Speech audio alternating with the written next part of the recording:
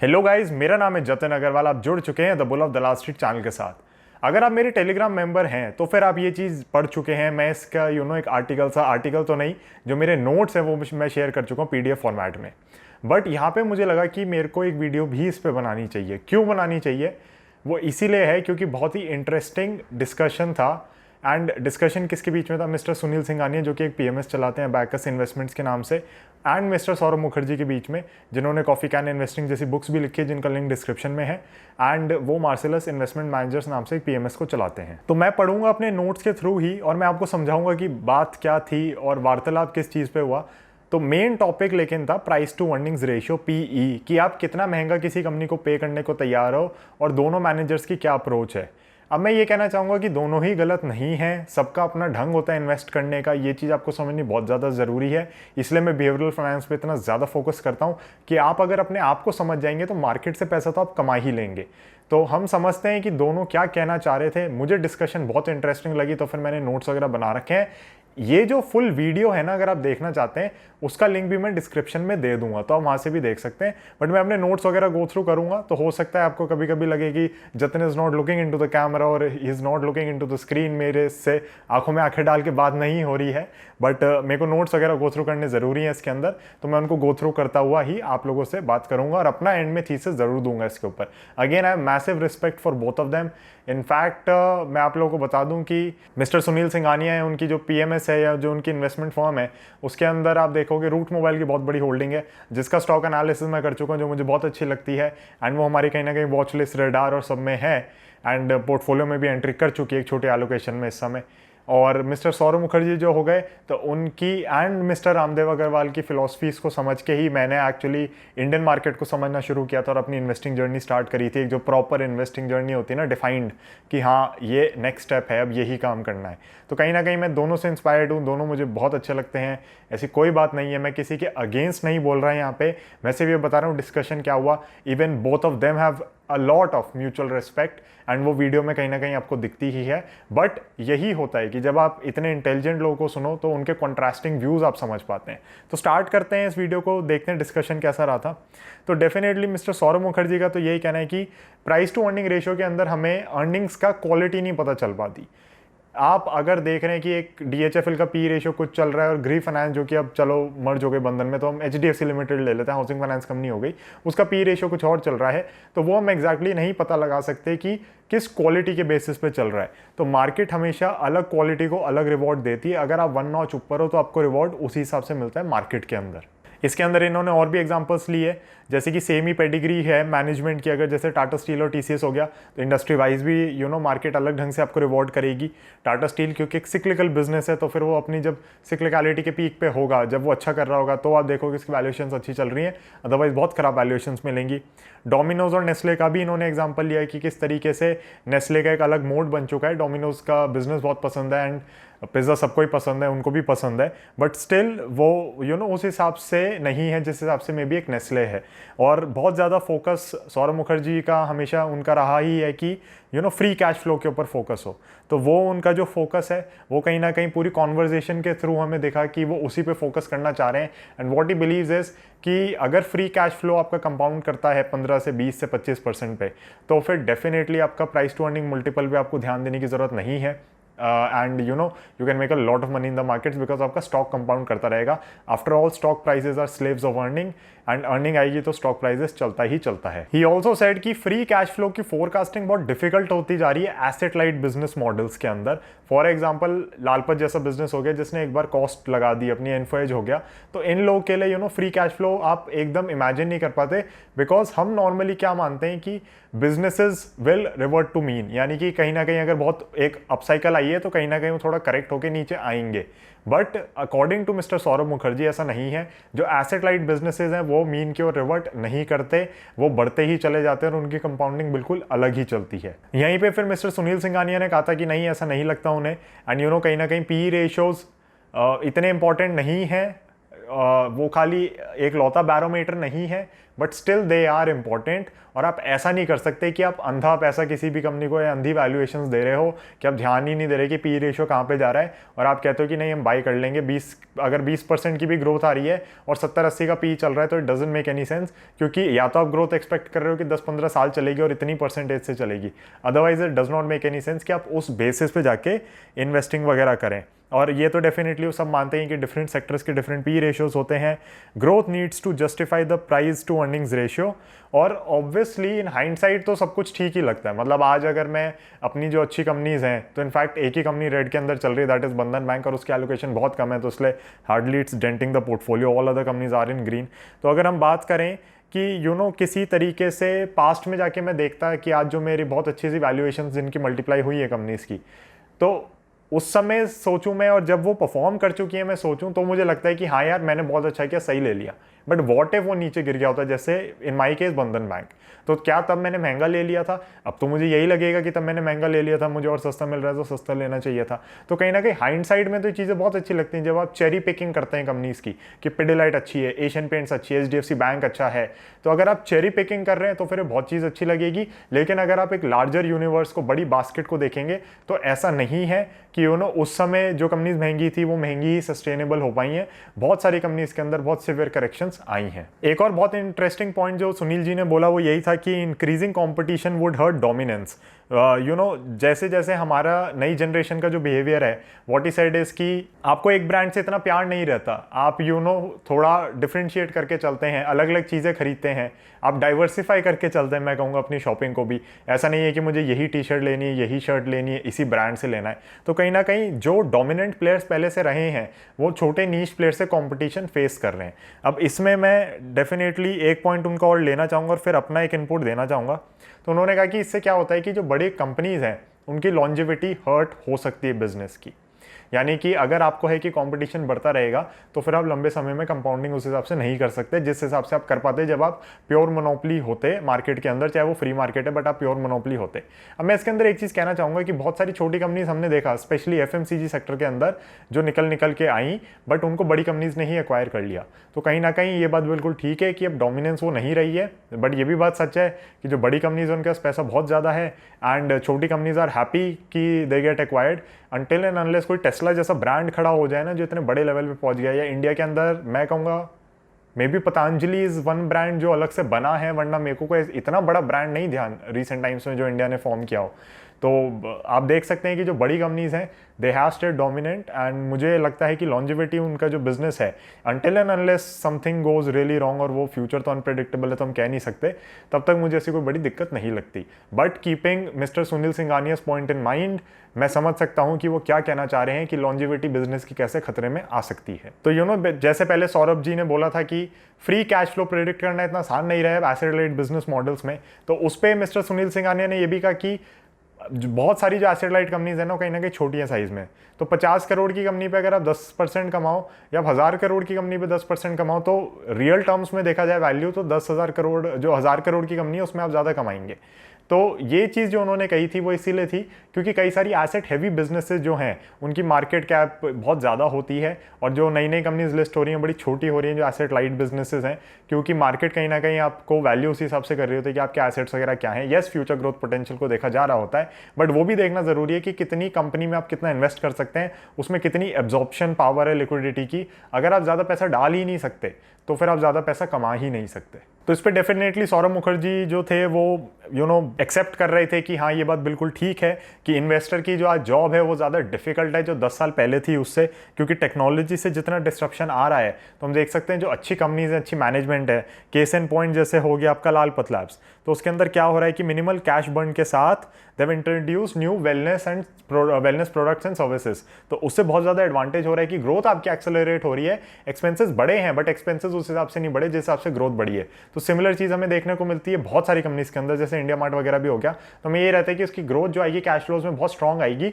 Expenses side पे शायद उनको इतना खर्चा ना करना पड़े क्योंकि एक प्लेटफॉर्म उनके पास है अब। फिर उन्होंने पिडिलाइट का एग्जांपल लिया कि कैसे पिडिलाइट फ्रेंचाइजी आफ्टर फ्रेंचाइजी बना रही है, और हमें पता है फेविकॉल हो गया चाहे डॉक्टर फिक्सेट हो गया, कितने ही सारे उनके फेमस प्रोडक्ट्स हैं जो अपने इंडस्ट्री के अंदर अपने सेगमेंट के अंदर लीडर्स हैं। तो उसके बाद फिर सुनील जी ने डेफिनेटली कहा, जैसे सौरभ जी बात कर रहे थे एशियन पेंट्स वगैरह की, तो सुनील जी यही कह रहे थे कि एशियन पेंट्स ग्रू एट 11 से 12%। वो ऐसा नहीं है कि नॉमिनल जीडीपी ग्रोथ को बहुत ज़्यादा आउट परफॉर्म करता हुआ चल रहा है या कुछ कर रहा है। तो कहीं ना कहीं इनकी काफ़ी वार्तालाप होती रही कि इनकी एक्चुअल ग्रोथ रेट कितनी है, कि ग्रोथ रेट आपने गलत तो नहीं देख ली या किस हिसाब से देखी है। तो सौरभ जी वॉज एडमेंट कि नहीं, 20 ईयर्स में लास्ट हमारा जो कैश फ्लो ग्रोथ है पिडिलाइट का, दैट हैज़ बीन 26%। अब ये डेटा आप जाके चेक कर सकते हैं, but I do not think anyone is lying on the data मेरे ख्याल से ठीक ही है। यस, आपने कब से देखा है उस पर थोड़ा फर्क पड़ जाता है डेफिनेटली। तो सुनील जी ने एंड में फिर यही कहा कि मोस्टली कंपनीज लेकिन जिनकी हम बात करते हैं जो मोनोपोली वगैरह बन चुके हैं, जो मतलब सौरभ जी के पोर्टफोलियो में है, मार्सेलस के पास हैं, तो हमें नाम तो इन जनरल सबके पता ही है, तो उसके अंदर कहीं ना कहीं दिक्कत ये सबसे बड़ी है कि उनकी ग्रोथ रेट बहुत स्लो हो गई। They are not growing at 20-25%, ऐसा लग रहा है वो इतना ग्रो कर रहे हैं, but they are growing at nominal GDP rate 10 से 12% पे। तो उनको ये चीज़ मतलब नहीं जमी। फिर जो मॉडरेटर थी उन्होंने जंप इन किया एंड शी सेड कि in my opinion the only company that has compounded at 20% in the last 20 years is probably HDFC bank. तो कहीं ना कहीं बहुत सारी कंपनीज के अंदर उस हिसाब से ग्रोथ नहीं आई है जिस हिसाब से मे बी मार्सेलस कहता आ रहा है कि ग्रोथ आ रही है। Again you can check the numbers and बहुत ज़्यादा फर्क पड़ जाता है 2-3 साल से, अगर आप इधर उधर देखो तो वो सारी चीज़ें हो जाती हैं। प्लस हो सकता है कि कोई प्रॉफिट्स की ग्रोथ की बात कर रहा हो कभी, जबकि सौरभ मुखर्जी यहाँ पे मेरे को पता है कि वो पिडिलाइट के केस में तो कैश फ्लोज की बात कर रहे थे बिल्कुल, तो ये थोड़ा हो जाता है। तो इसलिए आपको अपनी खुद की रिसर्च करनी बहुत ज़्यादा ज़रूरी है, खुद का एनालिसिस करना बहुत ज़्यादा ज़रूरी है। एंड जब हमने भी फिल्टर्स कंस्ट्रक्ट किए थे कुछ ना कुछ सौरभ मुखर्जी के उठा के, एंड उनकी फिलॉसफी अगेन मैं कह ही रहा हूँ कि हम इंस्पायर्ड हैं उससे, तो कहीं ना कहीं हमें भी फिल्टर्स में कुछ कुछ फॉल्ट लगा था, तो वो हमने अपने हिसाब से ट्वीक करे थे। इसलिए मैं हमेशा कहता हूँ कि हमें कॉपी नहीं कर रहे हैं, हम इंस्पायर्ड हैं। Yes, there are people who find कि कुछ कुछ कंपनीज आपकी सेम है, बट यार अच्छी कंपनीज सेम तो होंगी। और बहुत बार मैं कहता हूँ अगर क्वेश्चन आया है उसका आप आंसर लिख रहे हो तो सही आंसर तो एक ही होता है। तो बहुत लोगों को लगता है कि आपकी कंपनीज कैसे सेम हो रही है, फिर हम उन्हीं को पैसा ना दे दें, ये क्या वो क्या। तो सारी कंपनीज कभी भी सेम नहीं होती, and definitely we do our own research. But yes, I would say कि Yash and I are definitely inspired by him, because we understood कि लंबे समय में जो कंपाउंडिंग करनी है वो बिना चर्न के, बिना उथल पुथल मचाए आएगी।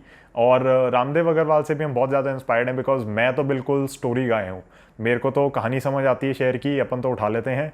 उसके बाद यश और मैं लग के फिर बैक एंड पे नंबर्स देख रहे होते हैं, वो सब ठीक है। And Yash being a CFA I expect him to be well versed with the numbers, तो वो मैं थोड़ी हेडेक उसकी डाल देता हूँ, बट मैं तो बिल्कुल स्टोरी पकड़ता हूँ। एंड अगर स्टोरी मुझे ठीक लगती है फिर नंबर्स डिलीवर होने लग जाते हैं, सोने पे सुहागा। और वैल्यूएशंस वगैरह बहुत लोग कहते हैं कि आपके हिसाब से अभी जैसे इंडिया मार्ट का केस पॉइंट हो गया या फिर जेलपॉक का हो गया कि इसकी फेयर वैल्यू क्या है, तो मैं आप लोगों को ये कहना चाहूँगा मार्केट जो आपको पैसा दे रहा है वही फेयर वैल्यू है।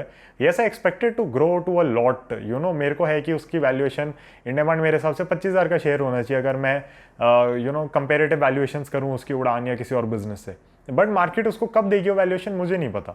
तो मेरे हिसाब से उसमें ग्रोथ का रनवे बहुत ज़्यादा है। अगर मैनेजमेंट अच्छे से परफॉर्म करती रही, सब कुछ ठीक चलता रहा, तो उसके अंदर अपॉर्चुनिटी बहुत बड़ी है। बट क्या ऐसा होगा नहीं होगा वो देखा जाएगा। तो इसलिए स्टॉप लॉसेस टेक्निकल बेसिस पे, टाइम के बेसिस पे होते हैं। फंडामेंटल थीसिस खराब होती है तो हम वैसे ही निकल जाते हैं। But we have been lucky कि हमने स्क्रीनिंग फिल्टर स्टार्टिंग के ही इतने स्ट्रॉन्ग कर दिए, स्पेसिफिकली मैनेजमेंट की साइड पे, कि हमको वो जो झटके थे ना वो लगने खत्म हो गए हैं। Yes, as I told you, Bandhan bank हमारे क्लाइंट के, शायद किसी भी क्लाइंट के पोर्टफोलियो में नहीं है करंटली, बट जैसे कि बंधन बैंक मेरे पास भी है थोड़े से शेयर्स और यश के पास भी। Again it's not a stock recommendation, but that is a very very small portion of our portfolio.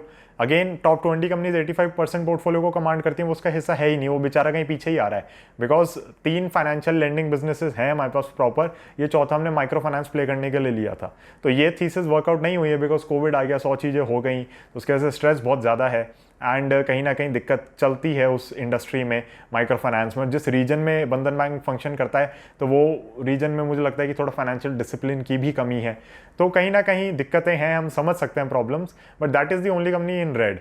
अब ये भी चीज़ समझनी आपको ज़रूरी है कि हो सकता था वो ग्रीन में होती तो मैं आज यहाँ पे कह रहा होता कि नहीं देखो हमने कितनी अच्छी कंपनी उठा ली, कितना अच्छा स्टॉक पिक कर लिया, ये वो। बट क्योंकि उस कंपनी की एलोकेशन कम है तो इसलिए इतना फर्क नहीं पड़ रहा। अगेन पोर्टफोलियो बेस्ड अप्रोच पे जाते हैं, आपको पता ही है मेरा। तो अगर पोर्टफोलियो बेस्ड अप्रोच पे मैं जा रहा हूँ तो फिर मेरे को इतनी दिक्कत नहीं होती, I am able to take these risk. And कहीं ना कहीं बंधन बैंक की आप देखोगे तो ग्रोथ बहुत अच्छी आ रही थी इंडस्ट्री के अंदर। I think best net interest margin है बिकॉज माइक्रो फाइनेंस में लेंड आउट करता है।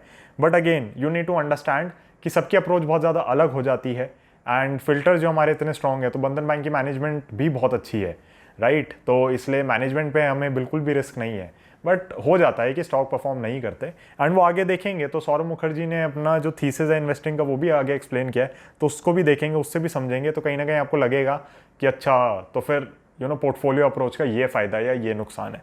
तो आगे चलते हैं। तो सौरभ मुखर्जी ने आगे फिर यही कहा कि a few companies have benefited disproportionately from the disruption and everything. And economy भी जैसे जैसे खुली थी 90s के बाद, तो कहीं ना कहीं हमने देखा कि जो बड़ी कंपनीज हैं वो बड़ी होती चली गई हैं, जो कंपनीज बहुत वेल रन है वो बहुत बड़ी होती चली गई। एंड डेफिनेटली आप इनको अगर चार्ट्स पे ही लगा के देखेंगे तो सिल्वर और गोल्ड मेंबर्स के साथ तो हम काफ़ी डिस्कशन कर चुके हैं। Put L&T on chart and put Pidilite in comparison with it, और put L&T on chart and put Astral Poly in comparison with it, you will be shock to see कि रिटर्न्स किस हिसाब से आई है। तो L&T सबको बहुत पसंद है इंफ्रा में, but these are the companies that have genuinely compounded. तो मिस्टर सौरभ मुखर्जी ने आगे यही कहा कि ठीक है कंपटीशन बढ़ेगा, I agree to that, but कहीं ना कहीं जो बड़ी कंपनीज हैं, जो कि मैं पॉइंट रेस कर रहा था, जो मैं सुन रहा था कि दे आर एक्वायरिंग दो स्मॉल बिजनेसेस, तो what mister Saurabh Mukherjee said कि ऐसा थोड़ी इंटरनेट का फायदा इन्हें भी नहीं होगा। They are also eating market share, they are also getting bigger, they are also getting stronger, and कहीं ना कहीं एंट्री बैरियर्स खड़े होते जा रहे हैं। तो सुनील जी ने फिर कहा कि I am not saying that you need to buy only a low P stock, because कहीं ना कहीं जो इंटरव्यू चल रहा था उनका, तो ऐसा लग रहा था कि सौरभ मुखर्जी सेइंग कि हाई पी स्टॉक्स खरीदें and mister Sunil Singhania saying कि लो पी स्टॉक्स खरीदें। तो उन्होंने बिल्कुल वहाँ पे क्लैरिफाई किया एंड कि ऐसा नहीं है कि सिर्फ लो पी स्टॉक्स खरीदने हैं, but you need to be able to justify वो ग्रोथ रेट वगैरह जो भी आ रहा है, अगर पी रेशियो महंगा है, which is fair enough. And फिर थोड़ा इंटरनेशनल स्टॉक्स वगैरह पे डिस्कशन हुआ, तो फिर सौरभ मुखर्जी ने ये कहा कि international stocks are a value trap in my opinion, क्योंकि कई सारे इंटरनेशनल स्टॉक्स के हम देखते हैं कि ग्रोथ उस हिसाब से नहीं है, बट वैल्यूएशंस बहुत हाई हैं।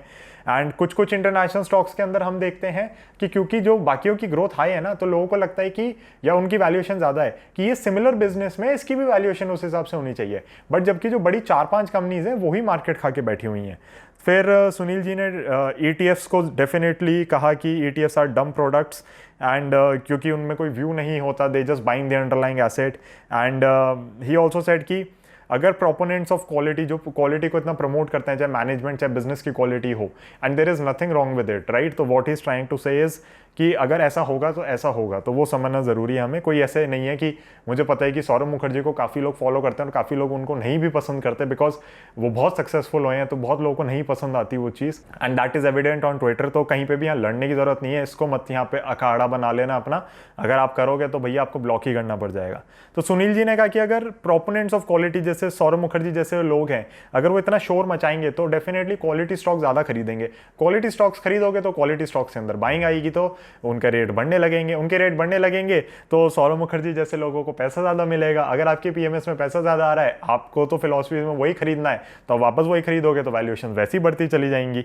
एंड ही ऑल्सो सेड कि जिस दिन HUL के अंदर $3 बिलियन की इन्वेस्टमेंट हुई थी ना, उसके बाद से HUL का स्टॉक मूव नहीं किया। तो HUL में सबसे बड़ी दिक्कत जो मुझे लगती है पर्सनली वो ये है कि ग्रोथ मुझे नहीं दिखती, एंड FMCG की बहुत कंपनीज में हमें ग्रोथ नहीं दिखती है। But yes we do expect कि अब ये वैल्यू ग्रोथ पे जो जा रहे हैं तो इनका शिफ्ट सक्सेसफुल होगा, देखेंगे कितना होता है कितना नहीं होता। बट FMCG में तो खैर दिक्कत है ही, बहुत सारी कैटेगरीज में पेनिट्रेशन हो चुका है, एंड हम खुद कंपेरेटिवली लाइट हैं FMCG पे, but FMCG is a portfolio stabiliser, so you need to have some FMCG companies in your portfolio. जबरदस्ती महंगी कंपनीज मत खरीदो, बट जो कंपनीज ठीक लग रही है उनको डेफिनेटली लो। तो उसके बाद फिर सौरभ मुखर्जी ने बोला कि हम तो लो चर्न रखते हैं, तो आप ये मान के चलो जो हमारी पोर्टफोलियो अप्रोच है, 2-3 स्टॉक्स इस साल परफॉर्म करेंगे बहुत अच्छा, बाकी कंपनीज नॉर्मल कर रही होंगी, उसमें 2-3 होंगे जो बिल्कुल छुट्टी लेके घर बैठ जाएंगे। तो इसी तरीके से चर्न होता रहता है पोर्टफोलियो में परफॉर्मेंस का, स्टॉक्स का चर्न नहीं होता रहता। तो हमने खुद देखा है कि उनके पोर्टफोलियो में चर्न काफ़ी कम रहता है, एंड वो बहुत ही स्टेबल तरीके से लेके चलते हैं पोर्टफोलियो को। तो उनका यही था कि हम तो मानते हैं कि जो अच्छी कंपनीज है उनको होल्ड करके बैठे रहो, नेक्स्ट 10 ईयर्स में 8-10x होने के पूरे चांसेस रहते हैं उसके। तो फिर मॉडरेटर जो थी उन्होंने कहा कि you are for going re rating, because आप इतने हाई पी स्टॉक्स खरीद रहे हैं तो आप री रेटिंग कहीं ना कहीं फॉरगो कर रहे हैं कि वो लो पी से हाई पी जाएगा। बट उस पर सौरभ मुखर्जी का जवाब सिंपल था कि he is focusing on earnings, he is not focusing on price to earnings ratio. तो वो कहीं ना कहीं मतलब उनकी जो फिलॉसफी है उसके हिसाब से फिट बैठता है। And he also said biggest damage to P based investing is you cut champions too soon. तो अगर आपको लगता है कि पी रेशियो किसी कंपनी का महंगा हो गया और आप उसको बेच दें तो फिर एक वो बहुत बड़ा डैमेज पोर्टफोलियो में देके चला जाता है।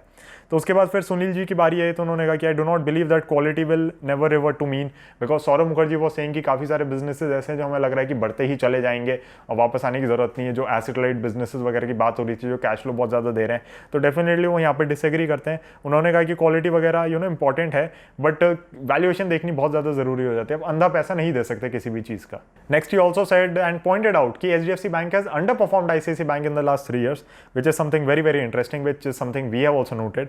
एंड अभी आप लोगों को ध्यान होगा एक पिछले चार्ट ऑफ द वीक में कुछ टाइम पहले हमने एसबीआई की बात करी थी, उसने उस समय तो सस्टेन नहीं किया था, बट अब finally SBI is also doing well and may be that rate of change market reward करती है जिस रेट ऑफ चेंज को।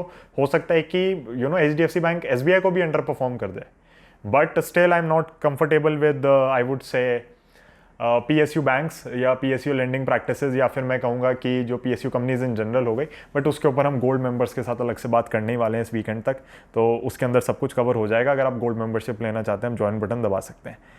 Right, so continuing with the discussion, he said कि sometimes you need to realise when companies are priced beyond perfection, तो फिर उस समय आपको उन कंपनीज को छोड़ देना चाहिए।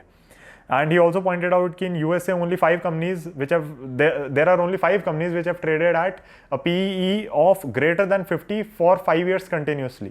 तो वो obviously आपके फैंग स्टॉक्स टाइप कंपनीज हो जाएंगी जो अभी भी मैं कहूँगा कि अब तो बिल्कुल भी महंगी नहीं रही है क्योंकि अर्निंग्स बहुत अच्छी आ रही है एंड पी रेशियो रैशनलाइज हो गया है। तो उन्होंने कहा कि इंटरेस्ट जब नीचे जा रहे थे, पी रेशियो ऊपर जा रहे थे, समझ आता है। अब जब इंटरेस्ट रेट्स ऊपर जाने शुरू हो रहे हैं और फिर पी रेशियो ऊपर जा रहे हैं तो फिर अब ये चीज़ समझ नहीं आती। तो मैंने भी बहुत बार बोला है कि जब आपका 10% का ब्याज मिलता था एफडी के ऊपर, तो आपका पी रेशियो हो गया, आपने 100 रुपये डाले, 10% मिला तो 10 का पी रेशियो हो गया। प्राइस टू अर्निंग, प्राइस हुआ 100 डिवाइडेड बाय अर्निंग हुई 10 की, प्राइस टू अर्निंग 10। लेकिन आज जब आपको मिलता ही 5% का ब्याज है तो फिर उस हिसाब से पी रेशियो कितना हो गया, 20 का हो गया। तो डेफिनेटली पी रेशियोज महंगे होते जा रहे हैं risk free rate of return के हिसाब से भी अगर हम देखें तो कहीं ना कहीं उनकी बात ठीक है। एंड इंटरेस्ट रेट्स मुझे नहीं लगता पुराने लेवल्स पे कभी भी जाने वाले हैं, इनफैक्ट मेरे के हिसाब से तो कम ही होने वाले हैं। एंड मुझे कहीं ना कहीं लगता है कि हम पुरानी थॉट पे ही अटके हुए हैं कि 20 का पी रेशियो सस्ता है और 40 का पी रेशियो महंगा है, तो मैं उससे एग्री नहीं करता। अगेन उन्होंने कहा कि reasonable P for quality companies is a must, take companies are growing really fast and hence they had higher valuations. और इंडिया के अंदर भी हम देख सकते हैं, अगर आप उनका पोर्टफोलियो सर्च करेंगे या बैकर्स का पोर्टफोलियो आप सर्च करेंगे तो आपको दिखेगा टेक कंपनीज में हैवी वेटेज है, इंक्लूडिंग रूट मोबाइल जिसके ऊपर स्टॉक एनालिसिस मैं बना चुका हूँ पहले ही। फिर जो मॉडरेटर थी उन्होंने बोला कि with increasing competition can we pay for so much predictability. तो प्रेडिक्टेबिलिटी अर्निंग्स की तब आती है जब आपको पता है कि कंपटीशन आपको हिला नहीं सकता। बट अगर कंपटीशन आ गया है इतना और इतना डिस्ट्रप्शन हो रहा है तो प्रेडिक्टेबिलिटी गायब हो जाती है अर्निंग्स की, and which is a very very fair point. तो क्या फिर आप इतना प्रीमियम देने को तैयार हैं? जैसे अब ओला इलेक्ट्रिक मोबिलिटी में उतर रहा है तो ओला डेफिनेटली डिस्टर्ब कर सकता है किसी भी बड़े मैन्युफैक्चरर को। टेस्ला को लोगों ने लाइटली लिया, उसने हिला के रख दी मार्केट वहां पे। तो ओला जो कर रहा है तो फिर मतलब क्या बड़ी कंपनीज को उस हिसाब से वैल्यू फिर दे पाएंगे या कभी कर पाएंगे?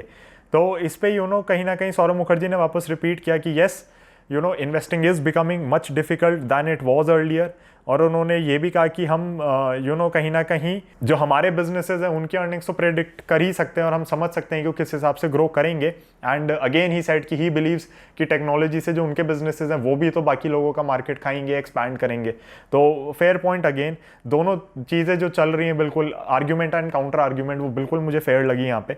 एंड उसके बाद जो बात हुई कि आप क्वालिटी में किस किस चीज़ों को देखते हो, तो सौरभ मुखर्जी ने खुद ही बताया कि we prefer companies where people grow into the boardroom. तो वो कहते हैं कि कंपनी में कोई नीचे लेवल से किसी ने स्टार्ट किया और फिर वो बोर्ड रूम तक पहुंचा है तो कहीं ना कहीं उनको बेटर लगता है क्योंकि उसको ऑर्गेनाइजेशन पता है कैसे चलती है और कहीं ना कहीं वो ऑर्गेनाइजेशन से ही उठा हुआ इंसान है। तो ऐसा नहीं है कि उसको कहीं बाहर से ला के बिठा दिया है।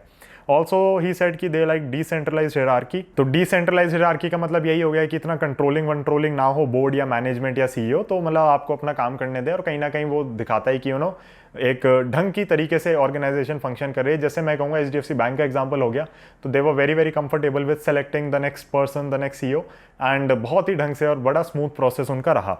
Same can't be said for other banks like yes bank. और सौरभ मुखर्जी ने कंटिन्यू करते हुए ये भी कहा कि वो कह ही रहे हैं कि पहले इन्वेस्टिंग काफ़ी कंपेरेटिवली आसान थी, अब डिफिकल्ट होती जा रही है और फ्यूचर में और डिफिकल्ट होती जाएगी। I mean nothing new in that, if you have to grow challenges are going to grow as well. तो उसमें तो कोई बात ही नहीं है। तो सौरभ मुखर्जी ने फिर ये भी कहा कि identifying qualitative factors rewards disproportionately. तो उनका ये भी है कि जो क्वालिटेटिव फैक्टर्स आप आइडेंटिफाई कर लो, और क्वालिटेटिव फैक्टर्स इन्होंने बताए बोर्ड को लेके या मैनेजमेंट को लेके, जो ऊपर दो हमने डिस्कस करें, तो इनके हिसाब से अगर आप एज एन इन्वेस्टर इन क्वालिटेटिव फैक्टर्स को आइडेंटिफाई कर सको तो फिर आपको एक अलग ही ग्रोथ मिल सकती है अपने स्टॉक्स के प्रति। तो फिर ऐसी मैनेजमेंट वगैरह पे बात चल रही थी, तो फिर सुनील जी ने आगे बोला कि ये भी कहना गलत होगा कि बहुत लोगों को ऐसा लगता है कि लार्ज कैप की मैनेजमेंट बियॉन्ड एक्सेलेंस और मिड कैप की उतनी उस हिसाब से नहीं है, जो कि मैं एग्री करता हूँ। हमारे पास कई सारी मिड कैप कंपनीज हैं, मैं मार्केट कैप के हिसाब से कभी भी कंपनीज को जज नहीं करता, but we have small cap, micro cap, even जेलपॉन्ग की मैनेजमेंट बहुत ही नीट एंड क्लीन है। एंड कहीं ना कहीं हमें मैनेजमेंट पे तो बेट लेना ही नहीं है। एंड मैंने आपसे बार बार कहा है कि जेलपॉन्ग में मेरा जो एक बड़ा एग्जिट का थीसिस होगा वो यही होगा कि अगर मैनेजमेंट चेंज हो जाती है, कुछ गड़बड़ होती है। तो लगभग कंक्लूजन हमारा आ ही रहा है, होपफुली आप लोगों को पसंद आ रही होगी वीडियो। उसके बाद जो डिस्कशन था वो मेरे को बहुत ही अच्छा लगा, आगे थोड़ा कैंडिड सा भी हो गया था। तो उसके अंदर डेफिनेटली सुनील जी ने सबसे पहले तो यही कहा कि ऐसा नहीं है, क्योंकि अगेन कहीं ना कहीं ऐसा लग रहा था ना कि Saurabh Mukherjee is growth based और high PE and Sunil ji is low PE and value based. तो उन्होंने ये कहा कि ऐसा नहीं है कि हम वैल्यू इन्वेस्टिंग करते हैं, ग्रोथ के बिना वैल्यू बिल्कुल बेकार है। एंड मेरे हिसाब से वैल्यू और ग्रोथ इन्वेस्टिंग एक ही चीज़ है, तो उस पर भी कभी वीडियो बनाएंगे अगर आपको ज़रूरत लगेगी। बट ही सेड कि मेरे को इतना आसान नहीं लगता कि it's as easy as buy and hold and forget and lock it for 10 years, क्योंकि अगर इतना आसान होता तो सौरभ की जॉब की ज़रूरत नहीं होती, मेरी जॉब की ज़रूरत नहीं होती, हम सब घर बैठ जाते और किसी को काम ही नहीं करना पड़ता है। यहाँ पे आपको शेयर्स तो पता चल ही जाते हैं। तो फिर सौरभ मुखर्जी ने कहा कि मैं तो सर देखो करता ही हूँ, मैं तो बुक्स लिख ही देता हूँ, हर साल अपना ज्ञान सारा जो है वो बांट ही देता हूँ, तो अगर कोई करना चाहे तो कर सकता है। Then he give an example of Buffett की what Buffett does is very simple, very easy, but it's very hard to follow, क्योंकि अगेन सब लोग अलग होते हैं ना, तो सबका इन्वेस्टिंग स्टाइल वगैरह अलग होता है, तो इसलिए लोग इनको पैसा देते हैं, इसलिए वो पैसा देते आ रहे हैं और देते रहेंगे फ्यूचर में भी, कि आप लोग हमारा पैसा मैनेज करें, आप पीएमए स्कीम्स जो चला रहे हैं हमारा पैसा मैनेज करें। तो कहीं ना कहीं वही बात आ जाती है कि जिसका काम है उसी को बेटर सूट करता है, बिकॉज उनकी इन्वेस्टिंग फिलॉसफी पे वही होल्ड कर पाते हैं। अब मैं इसमें एंड करते हुए अपने व्यूज जो देना चाहूंगा, तो पी रेशो पे कई बार हम बात कर चुके हैं। पी रेशो के अंदर जो भी हमारा डिस्कशन निकला वो यही है कि आपको हमेशा क्वेश्चन पूछना है क्यों, अगर महंगा है तो क्यों है, सस्ता है तो क्यों है। अगर आपको वो जवाब नहीं मिलता तो फिर डेफिनेटली वैल्यूएशंस पे खतरा आपको चेक करना है कि क्या है। वैल्यू ट्रैप्स में आपको नहीं फंसना, सबसे इंपॉर्टेंट चीज़ ये भी है। बहुत लोग क्या करते हैं कि कंपनी सस्ती है, देखो इसकी वैल्यूएशन कितनी कम है। And I remember last year I conducted a session for the members of EIFS। तो मैंने वरुण मल्होत्रा जी जो हैं, एंड आपने शायद नाम सुना होगा, तो उनका प्रोग्राम होता है इंटेंसिव वाला EIFS, जो उनकी कंपनी है that conducts your, I think it's called flip, मुझे एग्जैक्टली नाम नहीं ध्यान, financial literacy intensive programme, yes I think it's flip. तो फ्लैप उनका फ्री है, फ्लिप उनका चार्जेबल है। तो उसको मैंने अटेंड किया था, तो उससे जो भी मतलब एक हमारा व्हाट्सएप ग्रुप वगैरह बना हुआ था, तो आई डिसाइडेड कि चलो अब हमारी जो नॉलेज वगैरह है वो शेयर करी जाए। एंड एक सेशन हमने एक मीट सा रखा था सबने, तो फिर उसके अंदर किसी से मेरी अगेन कोई बहस नहीं हो रही थी उसके अंदर, and it wasn't even a heated discussion. But जैसे यहाँ पे आपने देखा ना कि एक बहुत ही ढंग से सब अपने पॉइंट्स वगैरह रख रहे थे, तो उसके अंदर बात ही हो रही थी। तो आई रिमेंबर क्लियरली उस समय मार्केट्स में बहुत अनसर्टेनिटी थी एंड नहीं समझ आ रहा था एग्जैक्टली कि कोविड से कैसे बाहर आएंगे। तो मेरा पूरा थीसिस यही था कि आई नो लालपत लैब्स के पास अभी अर्निंग्स की विजिबिलिटी बहुत अच्छी है, बीइंग इन डायग्नोस्टिक स्पेस हमें पता है कि टेस्टिंग वेस्टिंग और सब कुछ, तो आई एक्सपेक्ट कि ये नॉमिनल GDP ग्रोथ रेट से ऊपर ही बढ़ेगी। And the person was saying कि he wasn't agreeing on it, और वो ठीक है भैया, पैसा कमाने से मतलब है आप कैसे कमाओ, बट उनकी थीसिस अगेन मुझे समझ नहीं आई, अगर उनको मेरी नहीं आई तो ही वॉज एडमेंट कि जैसे ITC जैसी कंपनीज या कुछ हो गई। तो आई do not remember exactly whether it was ITC या कोई और कंपनी की भी हमारी बात हुई थी, बट उनका फोकस थोड़ा ये था कि ITC में डिविडेंड वगैरह जो आता रहेगा वो ही बहुत टेक केयर ऑफ कर देता है, तो वो भी कोई गलत बात नहीं है। बट मेरा कहना बार बार यही था कि मुझे इन कंपनीज में उतनी ग्रोथ नहीं दिख रही है जितनी लेट से लालपत में दिख रही है। कैपिटल वाइज देखा जाए अभी जो रिटर्न्स जिस हिसाब से आई हैं, तो I have been correct, but again conviction तब टेस्ट होता है आपका जब वो स्टॉक नहीं चलता। तो मैं इसमें कोई अपनी तारीफ नहीं कर रहा, बिल्कुल भी नहीं कर रहा, बिकॉज आई नो जिस लेवल पे वेल्थ मुझे कंपाउंड करने का है दिमाग में, उसके लिए मुझे 40 साल वेल्थ कंपाउंड करनी पड़ेगी, उसमें 1 साल से 2 साल से 3 साल से 4 साल से कुछ नहीं होने वाला। तो अभी बहुत लंबा रनवे बाकी है हमारा भी, बट कहीं ना कहीं यही आपको समझ आता है कि जब आप इंडस्ट्री के अंदर जो लोग होते हैं उनसे बात करते हैं ना, तो सबका पॉइंट ऑफ व्यू देखो, ये देखो आपके सिस्टम में क्या फिट बैठ रहा है, नहीं बैठ रहा तो कोई जरूरत नहीं अगर आप पैसा कमा रहे हो। और अगर आपको लगता है कि हाँ ये चीज़ तो मुझसे मिस हो गई थी, तो फिर आपका सिस्टम खुद का बहुत इंप्रूव हो जाता है। तो गाइज मैं आपको थोड़ा अपने सिस्टम के बारे में भी यहाँ पे क्विक अपडेट दे दूँ, तो हम डेफिनेटली फंडामेंटल्स ट्रैक करते हैं, फंडामेंटल बेसिस पे कंपनीज उठाते हैं, बट टेक्निकल्स भी हमने इनकॉर्पोरेट करे हैं even in are investing portfolio. तो जैसे आईटीसी के लिए मैं बार बार आपसे कहता हूँ, जिस दिन 325 काटेगा मैं इसमें घुसने वाला हूँ, बहुत बिग टाइम, बहुत बड़े चंक के साथ घुसूंगा मैं। तो कहीं ना कहीं ये सारी चीज़ें जो हो जाती है ना, मेरे सिस्टम में बहुत अच्छे से सूट करती है, मेरे सिस्टम को बहुत ढंग से चलाती हैं, एंड मेरे जो कंपाउंडिंग है उसको फुलफिल करती है, which has come upwards of 25% in the last 3 years. तो पहले 3 साल में पैसा डबल किया ही है, एंड जो हमारे साथ कनेक्टेड थे लोग उन सबका भी हुआ ही है, because our model portfolio that is Moneycraft model portfolio, Moneycraft focus portfolio, उसने 27% की कैगर दी है पहले 3 साल में। तो अगर आप मॉडल पोर्टफोलियो लेना चाहते हैं, कॉल कर सकते हैं, आप मुझसे बात कर सकते हैं। एंड हमने एक रिसेंटली नया प्रोडक्ट लॉन्च किया, स्पेशल सीरीज फंड 1, तो नंबर 1 है ये। ऐसे बहुत सारे और भी आएंगे। ये हमारी संगम स्ट्रैटेजी जो जिस पे यश और मैं बहुत टाइम से वर्क कर रहे थे उसके ऊपर बेस्ड है, एंड इसमें हम आपको फुल 5 ईयर्स की कवरेज दे रहे हैं। तो आप एक बार अगर ये प्रोडक्ट लेते हैं तो आपको 5 ईयर्स की कवरेज मिलती है। हम आपको इसके अंदर स्टॉक्स वगैरह ही बताते हैं, और उसके बेसिस पे जो 5 साल की कवरेज है, हमें एक्सपेक्टेशन है कि काफ़ी हाई रिटर्न से जनरेट कर सकते हैं। इसके अंदर एक जो डिफरेंट चीज़ हम कर रहे हैं, अगर इन्वेस्टिंग पोर्टफोलियो हम बनाते हैं तो मैं कहूँगा कहीं ना कहीं 80 to 90% फंडामेंटल्स होते हैं और 10% टेक्निकल्स का यूज़ होता है। बट जो ये स्ट्रैटेजी है, this is focused on technicals a lot. तो टेक्निकल्स के बेसिस से हमें एक एंट्री पॉइंट बहुत ही बेटर मिल जाता है इसके अंदर, और जो हमारी रिटर्न्स की स्पीड है बहुत ज़्यादा हो जाती है। इनफैक्ट आई थिंक मैं नेक्स्ट मंथ से, जून से ही आप लोगों के लिए रिटर्न्स भी डालनी शुरू कर दूंगा कि क्या रही हैं। एंड सिल्वर मेंबर्स आप लोगों के लिए जो एक स्टॉक जा रहा है वो इस बार हमारी संगम स्ट्रैटेजी के अंदर है, तो उसको जो वीडियो मैं आपको बनाने वाला हूँ वो ऑब्वियसली उस पर रिसर्च अभी मेरी 100% नहीं है कि मैं वीडियो पब्लिश कर सकूँ, बट जो मेरे पास है कंटेंट वो मैं आपके साथ शेयर कर रहा हूँ। एंड आपने वो वीडियो देखी होगी तो फिर आपको समझ आएगा कि वो किस बेसिस पे लिया था, किस हिसाब से लिया था, कहाँ जा सकता है। तो that is probably the only stock that I am disclosing on this channel in any format. Silver members के पास जा रहा है तो गोल्ड मेंबर्स या जो सुपर फैंस हैं उनको दिख जाएगा, बट उसके बाद मेरा कोई मिशन नहीं है यहाँ पे संगम स्ट्रैटेजी के स्टॉक्स या स्पेशल सीरीज फंड्स के स्टॉक्स डिस्क्लोज करने का। अगर आप वो चीज़ लेना चाहते हैं, minimum capital investment I would suggest is bare minimum is 5 lakhs, recommended is 10 to 15 lakhs, क्योंकि आप वो उतना डालेंगे फिर आपको वो कंपाउंडिंग का असर उसमें दिखेगा। पैसा आपके पास ही रहता है, हमारा जो एडवाइजरी का काम है हम वो ही करते हैं इसके अंदर। तो गाइस वीडियो को एंड करते हुए मैं एक चीज और कहना चाहूंगा कि बोरोड कन्विक्शन है, बोरोड नॉलेज पे आप पैसा नहीं कमा सकते, क्योंकि सब लोग बिल्कुल अलग होते हैं। तो अगर आप किसी की फ्रीक्वेंसी से मैच कर पाते हैं तभी आप उनकी चीजें अपने में इनपुट करें, एंड उनकी जो थीसिस वगैरह वो उठाएं। अगर आपको लगता है कि नहीं मेरी फ्रीक्वेंसी मैच नहीं हो रही यहाँ पे, तो फिर आप उनको छोड़ के किसी और के पास जा सकते हैं। मार्केट्स में सबसे ज्यादा जरूरी है यहाँ पे कि आप पैसा बनाएं, पैसा कमाएं। वो किस शेयर से बनता है, किस स्ट्रैटेजी से बनता है, दैट इज नॉट इंपॉर्टेंट।